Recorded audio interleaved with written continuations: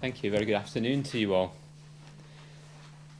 Well, you might well ask the question, well, what is it about Israel that you think is miraculous? You might think, well, they're just another nation in the earth. What's special about them? What is it that's different about them?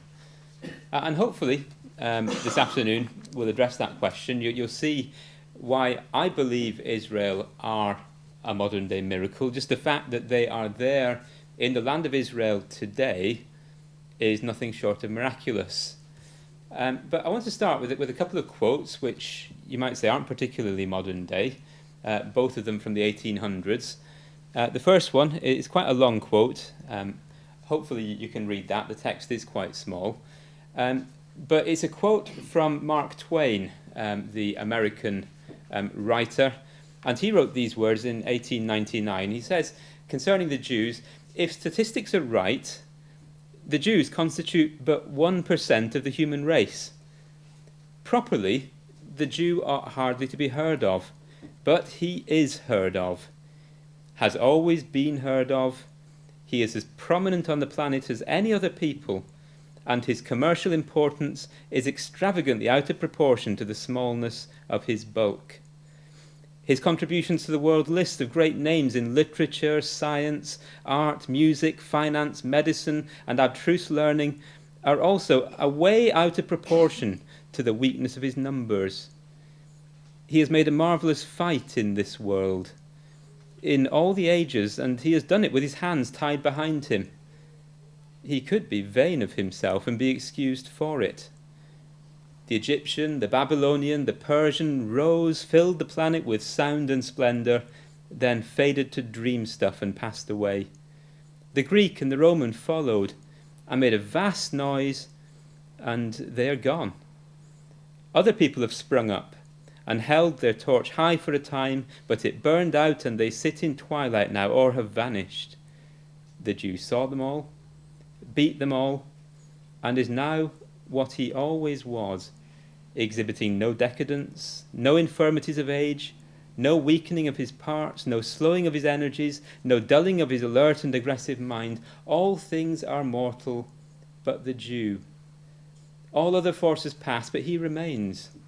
What is the secret of his immortality? So that's written, as I say, at the back end of the 1800s by Mark Twain. And at the time, there was no nation of Israel. If you looked at a map of the time, the land of Palestine was there, but there was no nation of Israel. But the Jews were still in evidence. Now, I want to go back a few years further for our second quote. This one's from 1848, so some 50-odd years before. And these are the words of John Thomas in his book Elpis Israel. And he says, the pre-adventual colonization of Palestine will be on purely political principles, and the Jewish colonists will return thither in unbelief of the messiahship of Jesus and of the truth as it is in him. I know not whether the men who at present contrive the foreign policy of Britain entertain the idea of assuming the sovereignty of the Holy Land and of promoting its colonization by the news. Their present intentions, however, are of no importance one way or the other, because they will be compelled by events soon to happen to do what, under existing circumstances, heaven and earth could not move them to attempt. So this is even further back, and still there is no land of Israel at the time, but this man, John Thomas, obviously fervently believed, was absolutely convinced that there would be a nation of Israel again on the earth. Furthermore, he had a pretty good idea as to how it was going to be established. And almost 100 years to the day after he wrote those words, it came to pass. 1948, the State of Israel was born, and we'll look at that shortly. So how is it that John Thomas could be so certain of the fact that Israel would return to the land? Well, let's turn to the Bible, because that's where he got these ideas from. We looked a moment or two ago at Genesis chapter 12. And just to recap briefly on what we saw there, we saw that God made a promise to faithful Abraham. Just turn to Genesis chapter 12.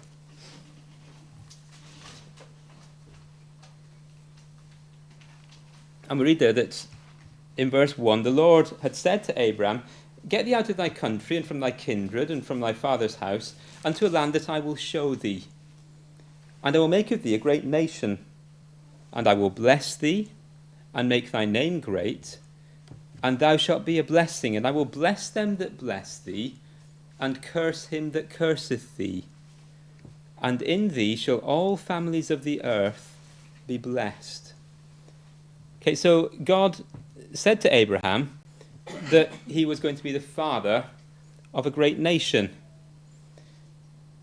He said that his name was going to be great.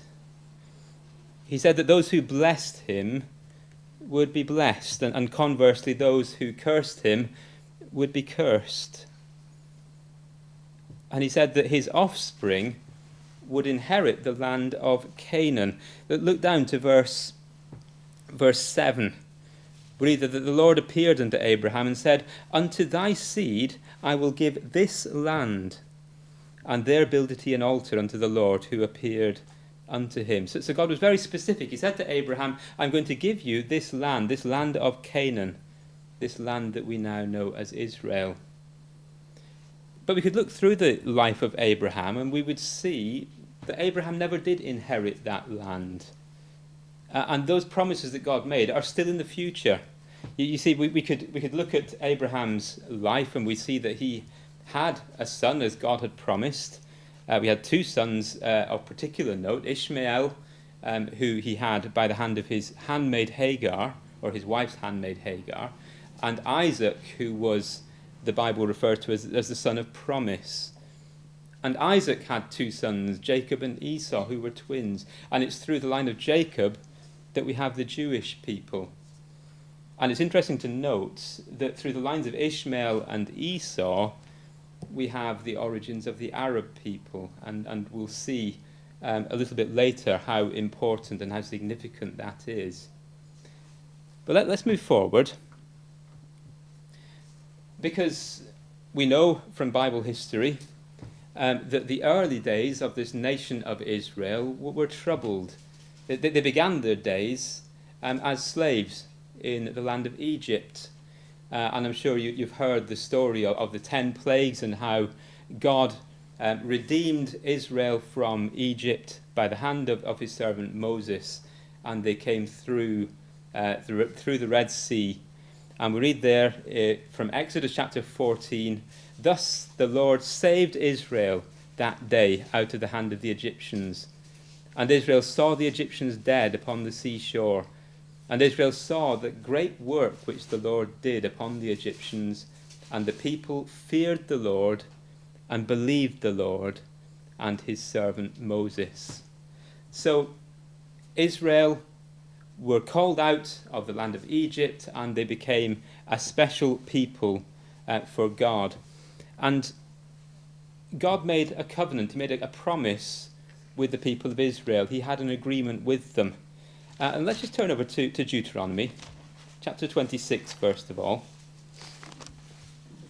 Because here we have, in a nutshell, if you like, what this promise was about.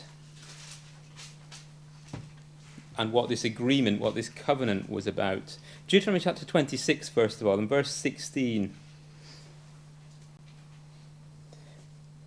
"This day the Lord thy God hath commanded thee to do these statutes and judgments. Thou shalt therefore keep and do them with all thine heart and with all thy soul. Thou hast avouched the Lord this day to be thy God, and to walk in his ways, and to keep his statutes and his commandments and his judgments, and to hearken unto his voice.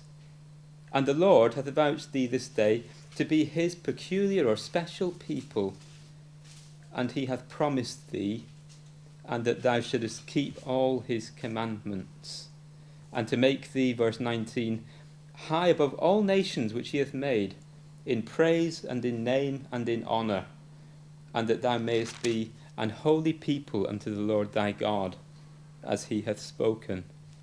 So it was a two-way promise. On the one hand, the people of Israel promised to serve God and promised to keep his commandments and promised to do what he asked of them. And on the other hand, God promised to make them a great nation if they listened to his commandments. God promised to be with them and to make them a praise. Now, just come across a couple of pages to chapter 28, because Deuteronomy chapter 28 is a very long chapter, and it goes into a bit more detail as to the sorts of things that would happen if they kept the commandments and if they disobeyed the commandments of God. See, Deuteronomy 28 begins in verse 1, "It shall come to pass, if thou shalt hearken diligently unto the voice of the Lord thy God, to observe and to do all his commandments, which I command thee this day, that the Lord thy God will set thee on high above all nations of the earth. And all these blessings shall come upon thee and overtake thee, if thou shalt hearken unto the voice of the Lord thy God." There follows a list of the good things that would happen to them if they listened to God's word. But then in verse 15, we read, "It shall come to pass, if thou wilt not hearken unto the voice of the Lord thy God, to observe all his commandments and his statutes which I command thee this day, that all these curses shall come upon thee and overtake thee." And the rest of the chapter is a catalogue of all the bad things that would happen to them if they broke this covenant that they had made with God. And it doesn't make particularly pleasant reading. Look at verse 25, for example. "The Lord shall cause thee to be smitten before thine enemies. Thou shalt go out one way against them, and shalt flee 7 ways before them. And thou shalt be removed into all kingdoms of the earth." Look down verse 36. "The Lord shall bring thee and thy king which thou shalt set over thee unto a nation which neither thou nor thy fathers have known. And there shalt thou serve other gods of wood and stone. And thou shalt become an astonishment, a proverb and a byword among all nations whither the Lord shall lead thee." Verse 49. "The Lord shall bring a nation against thee from far, from the end of the earth, as swift as the eagle flieth. A nation whose tongue thou shalt not understand, a nation of fierce countenance, which shall not regard the person of the old, nor show favour to the young." Verse 64, just finally. "The Lord shall scatter thee among all peoples, from one end of the earth even to the other, and there thou shalt serve other gods, which neither thou nor thy fathers have known, even wood and stone. And among these nations thou shalt find no ease, neither shall the sole of thy foot have rest. But the Lord shall give thee there a trembling heart and failing of eyes and sorrow of mind." And so it goes on. So God said, if you disobey me, then I will punish you. I'll bring nations against you. I'll scatter you among all the nations. And as he goes on to say, verse 66, "Thy life shall hang in doubt before thee, and thou shalt fear day and night, and shall have none assurance of thy life. And in the morning thou shalt say, Would God it were even, and in the evening thou shalt say, Would God it were morning." God said, if you disobey me, if you break this commandment, this promise that you have made to me, then your life will become terrible. Now, we don't have time to look in any great detail at the history of Israel as recorded in the Bible, but suffice it to say, in the main, they were not faithful to the promise that they had made with God. And over again, God warned them by sending his prophets, "I'm going to do what I said I would do to you in Deuteronomy chapter 28. I am going to overthrow you as a nation." Here's one example. This is from Ezekiel's prophecy, chapter 21. God said through Ezekiel, thou profane, wicked prince of Israel, whose day is come, when iniquity shall have an end, thus saith the Lord God, remove the diadem, take off the crown. This shall not be the same. Exalt him that is low, and abase him that is high. I will overturn it, and it shall be no more until he come whose right it is. and I will give it to him. So God says, that's it, I've had enough. You have disobeyed me for long enough. I'm going to take away the kingdom from Israel. I'm going to remove the diadem. I'm going to take off the crown. It's going to be no more. But you notice what it says at the end of that verse there. It shall be no more until he come whose right it is. So this wasn't a wholesale God cutting off his people. This is God saying, I'm going to punish you, but there will come a time when the nation will be restored. Until he come whose right it is, and I will give it to him. Let's come forward to the New Testament, because we know from the Old Testament that Israel were taken into captivity. Part of the nation came back from captivity, but the kingdom was never re-established. They were always subservient to other nations. And that's the situation we're in when we come into the New Testament in the time of the Lord Jesus Christ. It was the Romans who were in charge in Israel at that time. The Jews were still there, but there was no kingdom. The Romans were in charge. And Jesus was speaking to some of his disciples, and verse 5 of Luke chapter 21, we read, as some spake of the temple, how it was adorned with goodly stones and gifts, Jesus said, as for these things which ye behold, the days will come in the which there shall not be left one stone upon another that shall not be thrown down. So at the time in Israel, in Jerusalem, there was a magnificent temple that had been built for the worship of God. And people came from all around to see this temple. It was absolutely magnificent. And Jesus says, well, that temple, there's going to come the day when it's going to be completely destroyed. There's going to become the day when not one stone of that temple will be left upon another, because God's judgments are coming again on Israel. And we only need to look at the history books to see that in AD 70, that's exactly what happened. The Romans lost patience with the Jews, and they came and they ransacked Jerusalem after a long siege, and they completely destroyed the temple. Look at these words from the Jewish historian Josephus. Josephus says, now, as soon as the Roman army, had no more people to slay or to plunder, because there remained none to be the object of their fury, for they would not have spared any had there remained any other work to be done, Titus Caesar gave orders that they should now demolish the entire city and temple. It was so thoroughly laid even with the ground by those that dug it up to the foundation that there was left nothing to make those that came thither believe it had ever been inhabited. This was the end which Jerusalem came to by the madness of those who were for innovations. A city otherwise of great magnificence and of mighty fame among all mankind. Remember what Jesus says, this temple that you see, there's not going to be one stone left standing upon another. And Josephus says that's exactly what happened. It was so thoroughly laid even with the ground that you wouldn't have known it had existed. And if you go to the land of Israel today, you'll find what's known as the Temple Mount, but there's no temple on it. All that's left is a part of the foundation wall, what's now known as the Western Wall in Jerusalem. That's all that's left of that once magnificent temple, the temple itself completely razed to the ground.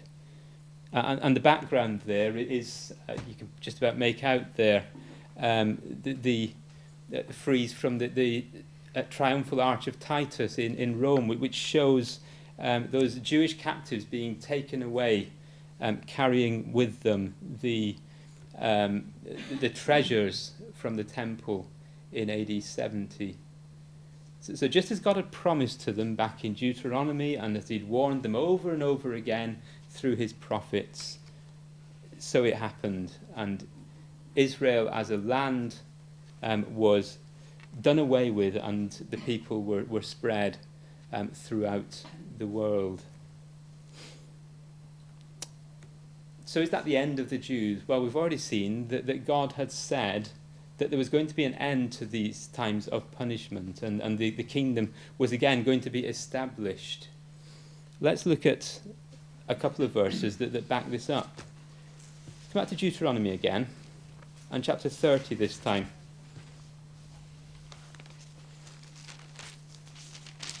Deuteronomy chapter 30, and in verse 3, we read there that then the Lord thy God will turn thy captivity, and he will have compassion on thee, and will return and gather thee from all the nations whither the Lord thy God hath scattered thee. So although we've just read of all the terrible things that would happen to them in Deuteronomy chapter 28, we read here that God wasn't going to forget about them, that he was going to turn back that captivity, he was going to have compassion on them, and he was going to bring them back from all those nations where they had been scattered. One of the prophets, Jeremiah, let's look at that. Jeremiah chapter 30.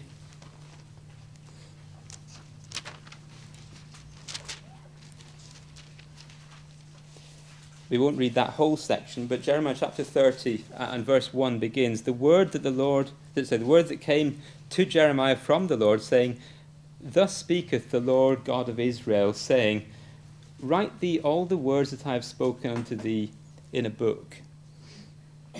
For lo, the days come, saith the Lord, and I will bring again the captivity of my people Israel and Judah, saith the Lord. And I will cause them to return to the land that I gave to their fathers, and they shall possess it. Jump down to verse 8. It shall come to pass in that day, saith the Lord of hosts, that I will break his yoke from off thy neck, and will burst thy bonds, and strangers shall no more serve themselves of him, but they shall serve the Lord their God, and David their king, whom I will raise up unto them. Therefore fear thou not, O my servant Jacob, saith the Lord, neither be dismayed, O Israel, for lo, I will save thee from afar, and thy seed from the land of their captivity.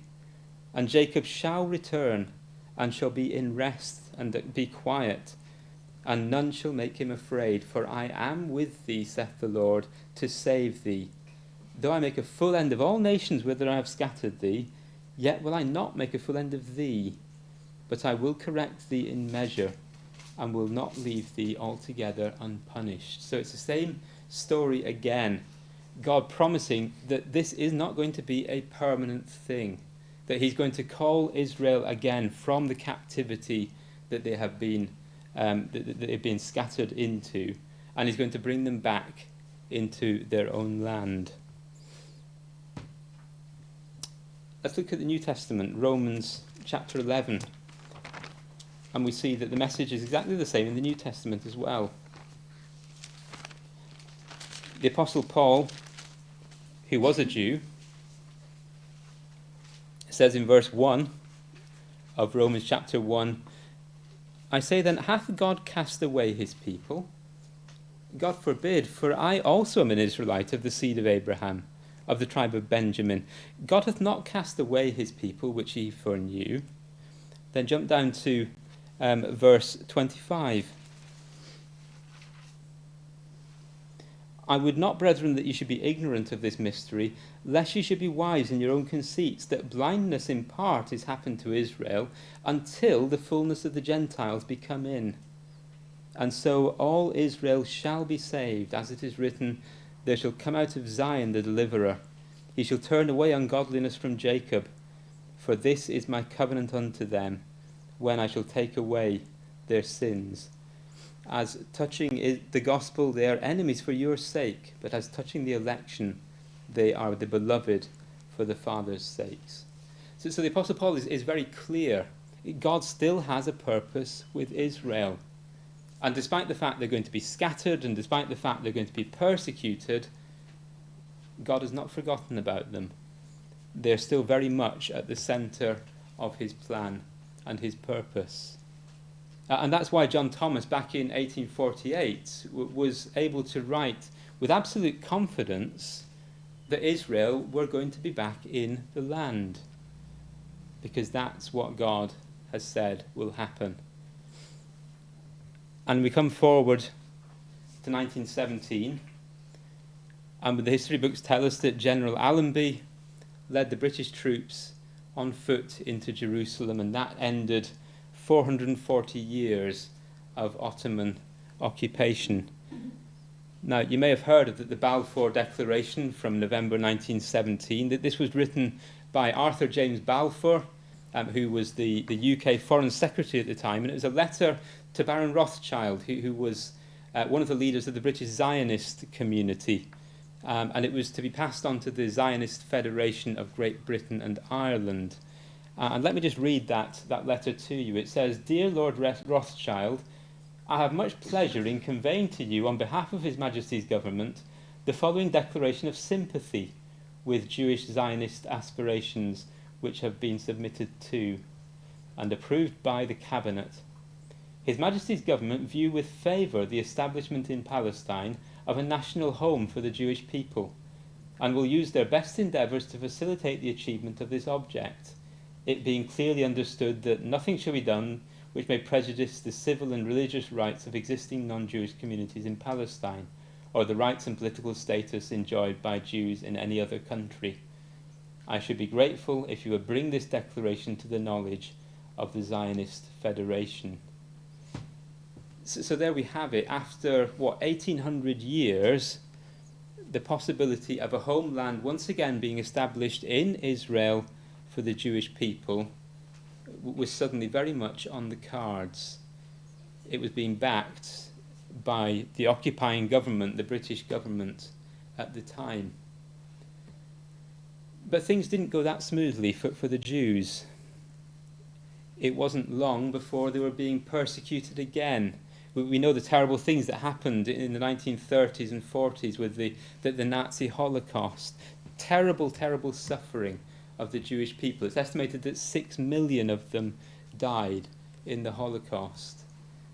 And Adolf Hitler had vowed that he was going to wipe the Jews out completely.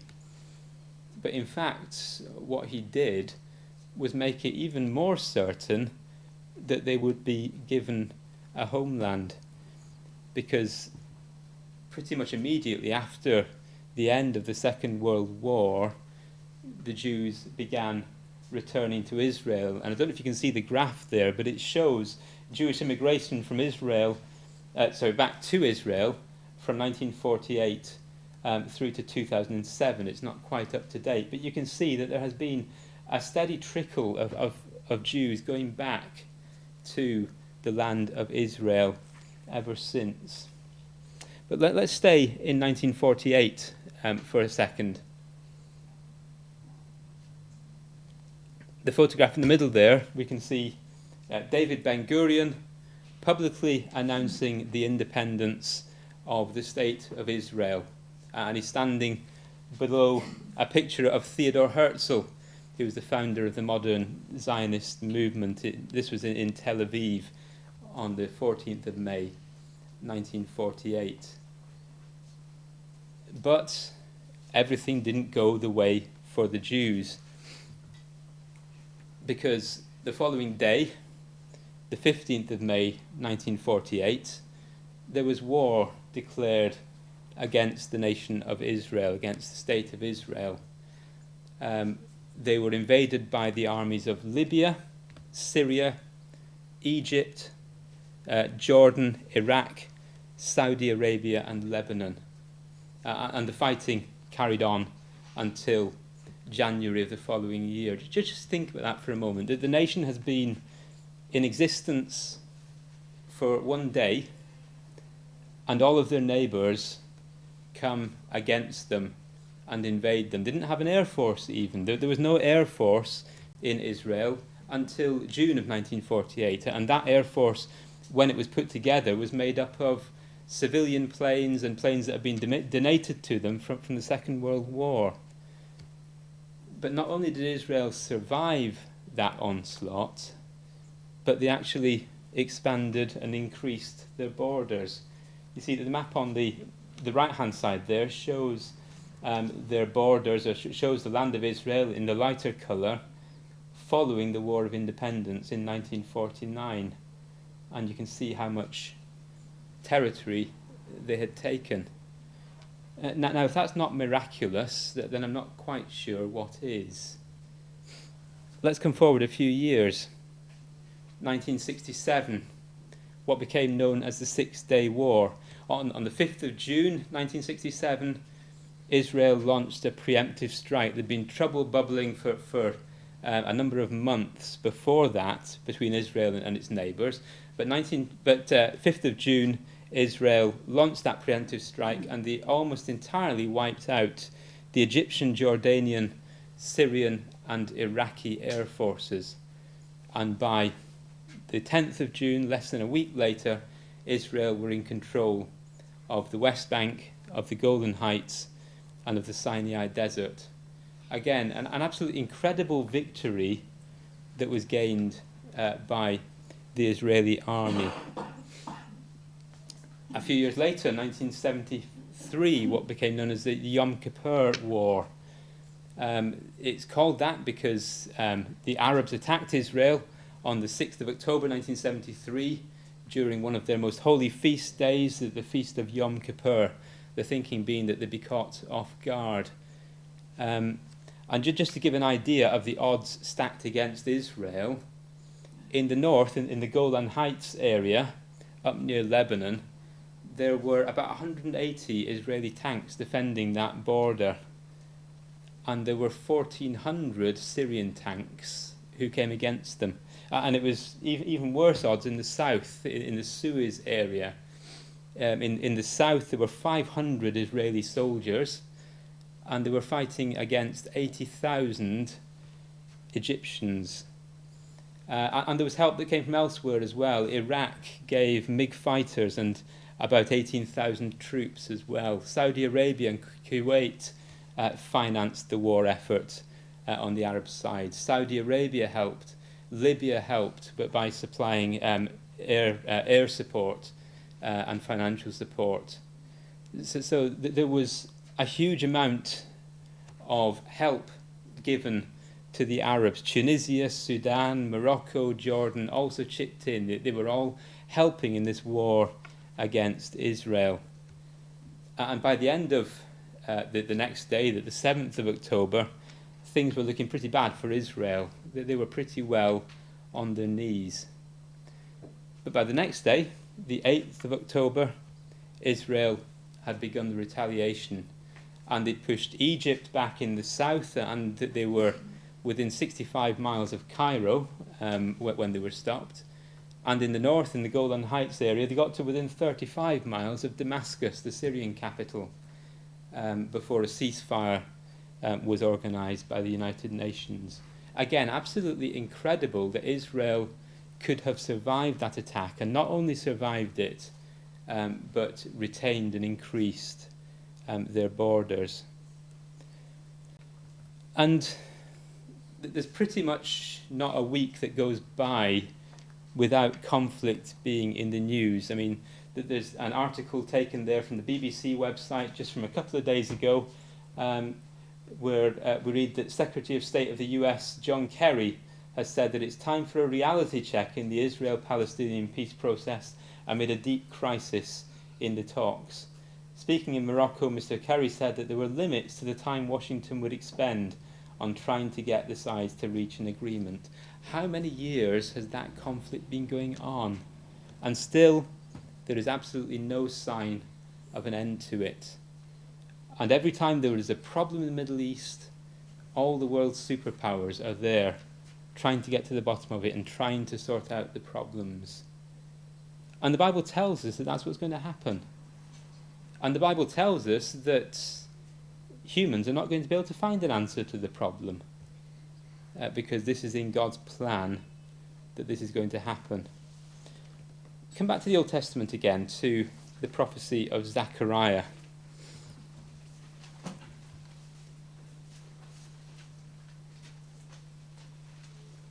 Zechariah chapter 12.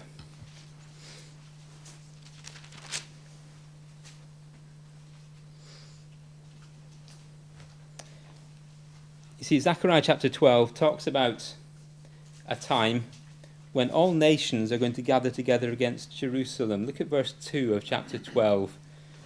Behold, I will make Jerusalem a cup of trembling unto all the people round about, when they shall be in the siege, both against Judah and against Jerusalem. So it talks about Jerusalem as this cup of trembling. Verse 3, in that day I will make Jerusalem a burdensome stone for all people. Remember what Mr. Kerry has been saying in the last couple of days. There is a limit to the amount of involvement we're willing to have in this. It's been going on for years and years, and we're getting nowhere. This idea of Jerusalem as a burdensome stone for all people. All that burden themselves with it shall be cut in pieces, Zechariah goes on, though all people of the earth be gathered together against it. And verse 4, we read of the intervention of God. In that day, saith the Lord, I will smite every horse with astonishment, and his rider with madness. I will open mine eyes upon the house of Judah, and I will smite every horse of the people with blindness. And the governors of Judah shall say in their heart, the inhabitants of Jerusalem shall be my strength in the Lord of hosts, their God. In that day I will make the governors of Judah like an hearth of fire among the wood, and like a torch of fire in a sheaf. And they shall devour all the people round about on the right hand and on the left. And Jerusalem shall be inhabited again in her own place, even in Jerusalem. So Zechariah talks about God intervening in this problem, intervening in this insoluble problem where all the nations of the earth are getting involved, and God bringing about his resolution to the problem. Now look at verse 10, because this is very interesting. We've been looking at the history of the last few years, the last 100 years or so, and we've seen all these conquests that Israel have made against all the odds, and the vast majority of those involved, the vast majority of the Israelis involved, believe that this is all down to their own military might and ingenuity. Very few of them accept that God has had any part in their miraculous victories. Look at verse 10 of Zechariah chapter 12.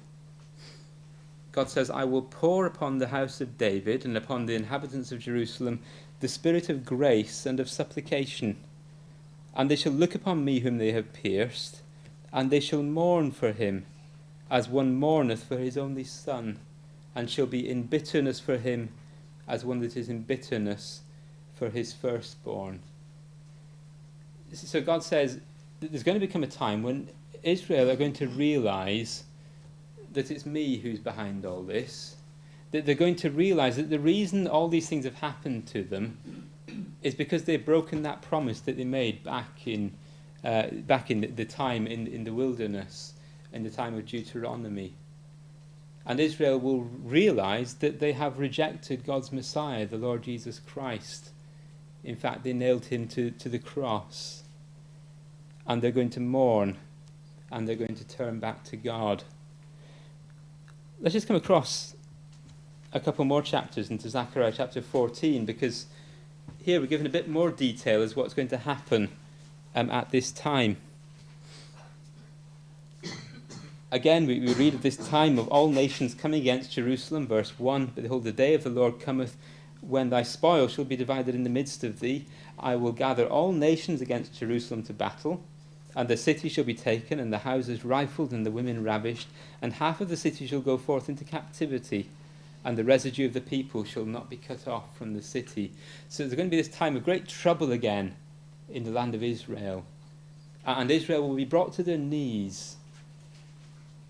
But then verse 3, then shall the Lord go forth and fight against those nations as when he fought in the day of battle. And his feet shall stand in that day upon the Mount of Olives, which is before Jerusalem on the east. And the Mount of Olives shall cleave in the midst thereof, toward the east and toward the west. And there shall be a very great valley. So there's going to be this time where all nations are gathered together against Jerusalem, and then God is going to intervene, and we read of this great earthquake that's going to happen. And look at the result of that intervention of God. Verse 9, we read that the Lord shall be king over all the earth. And in that day there shall be one Lord, and his name shall be one. And this again is the theme, this is the message that the rest of the Bible gives us. That God's dealings with Israel will result in God's new world order being established on the earth, God's new kingdom being established on the earth, with God as king and with all nations coming to him. Let's just think for a moment about those words we read in verse 4 of Zechariah chapter 14 about this great earthquake that's going to happen. I don't know if you can see the map there on the top left, but it's a map showing the tectonic plates of the earth. And geologists tell us that there is a fault line that runs right the way through the middle of the nation of Israel. And it's a particularly volatile fault line. It's a fault where it's expected at any time that there could be a catastrophic earthquake which will affect the nation of Israel. If you don't believe me, then by all means have a look at the news agency website. You'll see that there's a huge amount of preparation and a huge amount of money being spent by the Israeli government in preparation for this great earthquake that they believe is going to happen, because all the signs are there, the geologists and the seismologists tell us. Isn't it interesting that that's exactly what Zechariah and other prophets in the Old Testament tell us is going to happen when God intervenes in the affairs of Israel? So let's just think about what that kingdom and what that new world order is going to be like. Verse 16 of Zechariah chapter 14. It shall come to pass that everyone that is left of all the nations which came against Jerusalem shall even go up from year to year to worship the King, the Lord of hosts, and to keep the Feast of Tabernacles. And it shall be that whoso will not come up of all the families of the earth unto Jerusalem to worship the King, the Lord of hosts, even on them shall be no rain. So everyone is going to observe God's laws and God's rules, and those who don't will be punished in no uncertain terms. And that kingdom, we know, is going to be a wonderful place. Let me just read you some words from Isaiah's prophecy in chapter 2. We read there, it shall come to pass in the last days that the mountain of the Lord's house shall be established in the top of the mountains, and shall be exalted above the hills, and all nations shall flow unto it. And many people shall go and say, Come ye, let us go up to the mountain of the Lord, to the house of the God of Jacob, and he will teach us of his ways, and we will walk in his paths. For out of Zion shall go forth the law, and the word of the Lord from Jerusalem.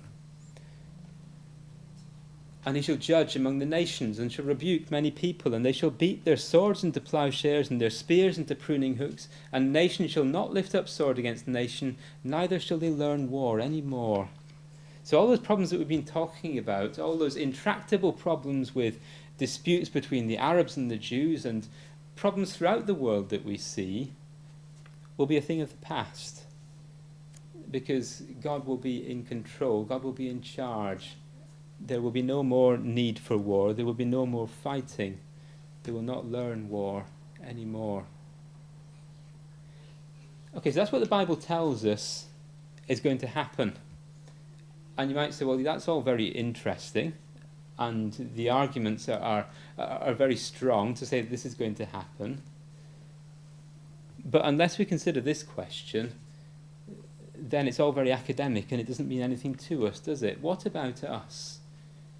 You see, it's all very well knowing all this, it's all very well knowing what God has planned with the earth, but we've got to make sure that we are ready for it.